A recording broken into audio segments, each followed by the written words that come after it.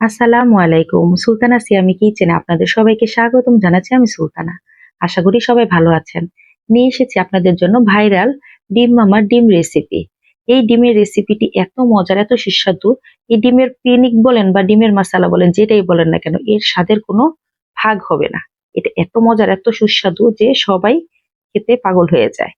এজন্য চলুন রেসিপিতে চলে যাই। প্রথমেই আমি নিয়ে নিয়েছি ডিম। ডিমগুলি আমি সুন্দরভাবে একটু লবণ দিয়ে ভালোভাবে সেদ্ধ করে নিব। ৫-৬ মিনিট করলেই সেদ্ধ হয়ে যাবে। তারপর ঠান্ডা করে সুন্দরভাবে ছিলে নিব। ডিমটা লবণ দিয়ে সেদ্ধ করে নিলে একটুও ভাঙে না, তাই অবশ্যই লবণ দিবেন।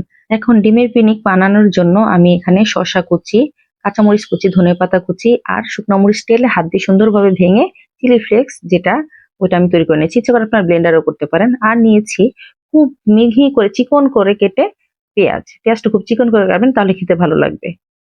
এখন আমি একটি পাত্রে দিয়ে দিলাম পরিমাণ মতো পেঁয়াজ কুচি, শসা কুচি, দিয়ে দিলাম কাঁচামরিচ। আপনারা ঝালটা বুঝে দিবেন, যে যেমন ঝাল খায় তেমনই দিবেন। আর এটা কিন্তু ঝালঝালি মজা লাগে।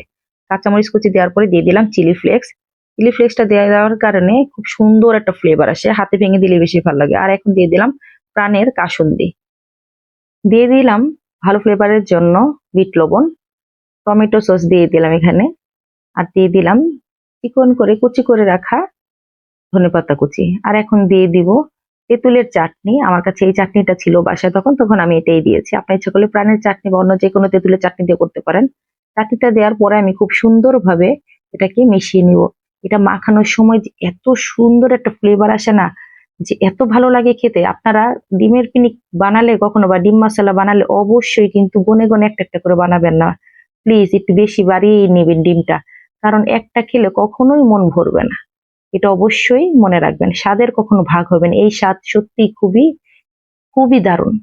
অবশ্যই বাসায় আপনারা ট্রাই করবেন। এই শীতের দিনে গরম গরম এই ডিমের পিনিক খাওয়ার মজাই আলাদা। মাখানোটা ভালোভাবে হয়ে গেলে সবার লাস্টে দিয়ে দিবেন একটু সরিষার তেল। এই সরিষার তেলের দেওয়ার পরে এটার যেমন একটা গ্লেজ আসে, একটা একরকম তেল তেল একটা গ্লেজ, আর এত ভালো লাগে যখন এই মশলাটা এমনি মুখে দিবেন, তখনই ভালো লাগবে আপনার খেতে। এত মজার হয়। এই শীতের দিনে কিন্তু গরম গরম সন্ধ্যায় নাস্তা আপনারা ডিমের পিনিক খেতে পারেন, খুবই মজার।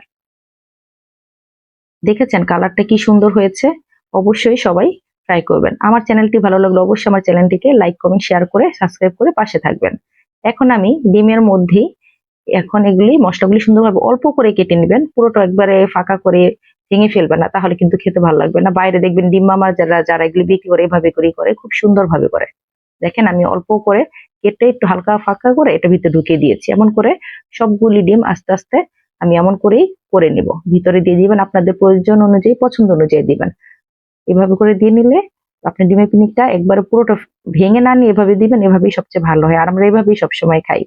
দেখেছেন কত সুন্দরভাবে দিচ্ছি, একটাও কিন্তু ভাঙেনি। আমি খুব বেশি কেটে নিইনি, অল্প একটু কেটে মাঝখানে একটু ফাঁকা করে নিলে এবং হয়ে যায়। দেখেন আমার সব বানানো শেষ ডিমের পিনিক। আমি কিন্তু এর উপরে একটু চাটনি, তেঁতুলের চাটনি আর সস দিয়ে পরিবেশন করেছিলাম। এত মজার, এত দারুণ হয়েছিল খেতে। আমরা কিন্তু কেউ একটা করে খাইনি, আমরা সবাই একটু বেশি খেয়েছি, এজন্য এত ডিম সিদ্ধ করেছিলাম। খুবই মজার একটি রেসিপি এই ডিমের পিনিক। এই খুবই শর্ট টাইমে অল্প সময়ে এটা তৈরি করে খাওয়া যায়। আপনারা সবাই বাসায় খাবেন। সবাই ভালো থাকবেন, সুস্থ থাকবেন। আসসালামু আলাইকুম, আল্লাহ হাফেজ।